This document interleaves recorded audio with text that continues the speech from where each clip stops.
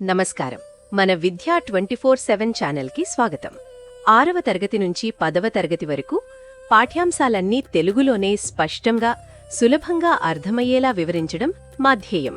School పరీక్షలైనా, final assessments అయినా, SSC board పరీక్షలైనా మీ విజయాలకి కావాల్సిన పూర్తి మార్గదర్శకత ఇక్కడే లభిస్తుంది.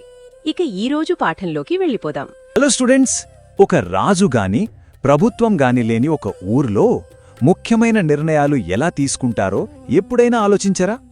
చాలా ఆసక్తికరంగా ఉంటుంది కదా. ఈరోజు మనం అలాంటి కొన్ని ప్రత్యేకమైన కమ్యూనిటీస్ గురించి తెలుసుకోబోతున్నాం. వాళ్ళు కలిసికట్టుగా ఎలా ఉంటారు, వాళ్ళ సమస్యల్ని వాళ్ళు ఎలా పరిష్కరించుకుంటారో చూద్దాం. సో ఈరోజు మనం ఏం నేర్చుకోబోతున్నామంటే, ముందుగా ట్రైబ్ అంటే ఏంటో సింపుల్గా అర్థం చేసుకుందాం. ఆ తర్వాత మన ఇండియాలోనే ఉన్న గోండ్ల ప్రపంచంలోకి ఒక చిన్న ట్రిప్ వేద్దాం. వాళ్ల గ్రామసభ అయిన పంచ్ గురించి, ఇంకా వాళ్ల లీడర్ పట్ల గురించి కూడా తెలుసుకుంటాం. చివరగా మనం నేర్చుకున్నదంతా ఒకసారి రివైజ్ చేద్దాం. రెడీనా? Right, let's start. ట్రైబ్ అనే మాట వినగానే మీకు ఏమనిపిస్తుంది? అడవుల్లో ఉండేవాళ్లా? అవును, కానీ అది మాత్రమే కాదు, అంతకన్నా చాలా ఎక్కువుంది.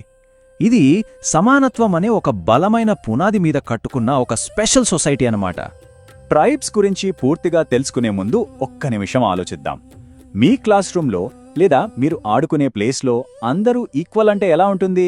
ఎవరూ పెద్ద కాదు, ఎవరూ చిన్న కాదు. ఏ డెసిషన్ అయినా అందరూ కలిసే తీసుకుంటారు. భలే ఉంటుంది కదా.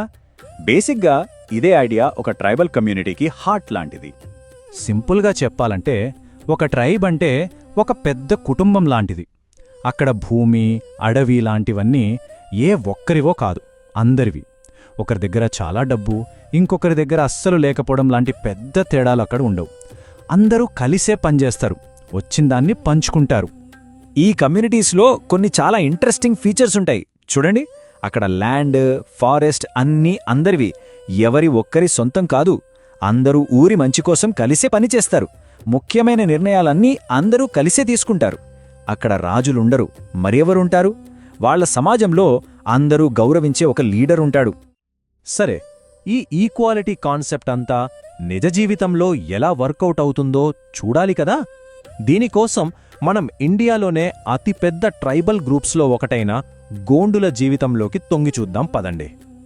ఈ గోండులు ముఖ్యంగా మధ్యప్రదేశ్, మహారాష్ట్ర, మన ఆంధ్రప్రదేశ్లోని అటవీ ప్రాంతాల్లో నివసిస్తారు. వేల సంవత్సరాలుగా వాళ్లు తమ గ్రామాలని చాలా చక్కగా మేనేజ్ చేసుకోవడానికి ఒక మంచి సోషల్ సిస్టమ్ని డెవలప్ చేసుకున్నారు. ఇక్కడొక ఇంట్రెస్టింగ్ ఫ్యాక్ట్, మనం వాళ్లని గోండ్స్ అని పిలుస్తాం కదా, కాని వాళ్ల భాషలో వాళ్లు తమని తాము చాలా గర్వంగా కోయితూర్ అని పిలుచుకుంటారు. ఇది వాళ్లకంటూ ఒక ప్రత్యేకమైన ఐడెంటిటీ అన్నమాట. మరి ఒక గోండ్ విలేజ్లో అందరూ కలిసి డెసిషన్స్ ఎలా తీసుకుంటారు? దానికి సమాధానమే ఈ పంచ్. పంచ్ అంటే వాళ్ల గ్రామసభ. ఒక రకంగా చెప్పాలంటే అది వాళ్ల పార్లమెంట్ లాంటిది. ఒకసారి ఊహించుకోండి, ఊరి మధ్యలో ఒక పెద్ద చెట్టు కింద గ్రామస్తులందరూ కూర్చొనుంటారు.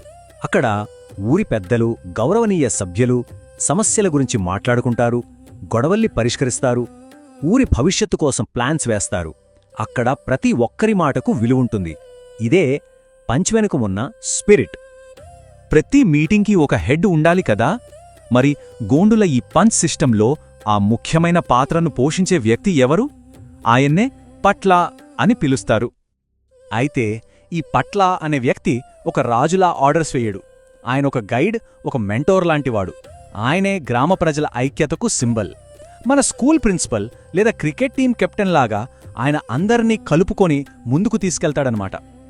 నార్పట్ల లేదా గ్రామ పెద్ద యొక్క బాధ్యతలు చాలా ఉంటాయి. కొత్తవాళ్లని గ్రామంలోకి చేర్చుకోవడం దగ్గర్నుంచి దురారిలాంటి పండుగలు, వేడుకలు నడిపించడం వరకు అన్నీ ఆయనే చూసుకుంటాడు. ఊర్లో ఎవరికైనా గొడవలొస్తే పరిష్కరిస్తారు. బయటి ప్రపంచంతో మాట్లాడాలన్నా ఆయనే ఒక వారధిలా పనిచేస్తారు. నిజంగా ఆయన గ్రామానికి గుండెకాయలాంటివాడు. సరే, మాటల్లో కాడు, అసలు ఈ పట్ల యొక్క పవర్, రెస్పెక్ట్ ప్రాక్టికల్గా ఎలా ఉంటుందో ఒక ఉదాహరణతో చూద్దామా? ఎవరైనా కొత్త వ్యక్తి వాళ్ల గ్రామంలో చేరాలనుకుంటే ఏం జరుగుతుందో తెలుసుకుందాం. చూశారా, ఇదంతా ఒక ప్రాసెస్ ప్రకారం జరుగుతుంది. ముందుగా కొత్తగా వచ్చిన వ్యక్తి పట్ల దగ్గర పర్మిషన్ తీసుకుంటాడు. ఆ తర్వాత దురారి పండుగ లాంటి ఒక ముఖ్యమైన రోజున ఊరి ప్రజలందరి ముందు పట్ల అధికారికంగా ఆ వ్యక్తిని కమ్యూనిటీలోకి తీసుకుంటాడు. ఇది పట్ల యొక్క లీడర్షిప్కి అలాగే గ్రామస్తుల అంగీకారానికి ఒక నిదర్శనం. అద్భుతం! మనం గోండుల ప్రపంచంలో ఒక మంచి జర్నీ చేసొచ్చాం. ఇప్పుడు మనం నేర్చుకున్న ఈ ముఖ్యమైన విషయాల్ని ఒక్కసారి అలా గుర్తు చేసుకుందామా? Okay, first question. ఈ ప్రశ్నకు ఆన్సర్ చేసేటప్పుడు ఒక రాజ్యంలో పవర్ ఎక్కడుంటుంది, మరి ఒక ట్రైబ్లో పవర్ ఎలా ఉంటుంది అనేది ఆలోచించండి.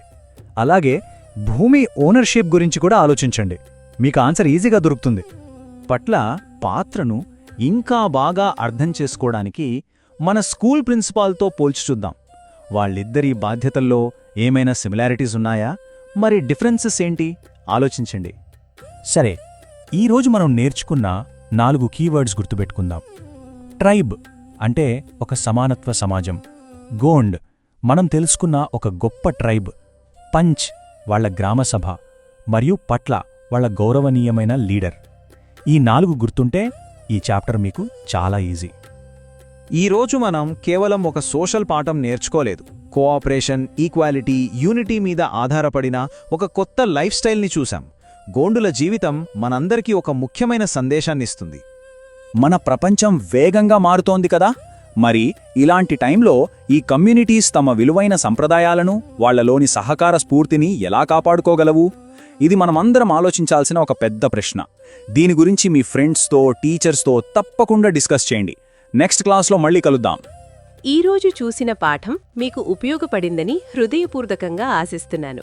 ఇలాంటి మరిన్ని స్పష్టమైన, సహాయకరమైన, మార్కులు పెంచే పాఠాలు పొందాలంటే మన విద్యా 24/7 ఛానల్ను తప్పకుండా సబ్స్క్రైబ్ చేయండి. ఈ వీడియో నచ్చితే లైక్ చేయండి, మీ ఫ్రెండ్స్కి షేర్ చేయండి. మీ సందేహాలు, సూచనలు, తదుపరి నేర్చుకోవాలనుకున్న విషయాలు కింద కామెంట్స్లో రాయండి. మీ స్పందన మాకెంతో ముఖ్యం. మీ ఒక్క లైక్, ఒక్క షేర్, ఒక్క కామెంట్ కూడా ఈ చదువు వెలుగును మరింత మంది విద్యార్థులకు చేరుస్తుంది. మాతో ఉండండి. మీ నేర్చుకునే ప్రయాణాన్ని ప్రతిరోజు మరింత బలంగా, మరింత స్పష్టంగా, మరింత ప్రభావవంతంగా మార్చుకుందాం. ధన్యవాదాలు.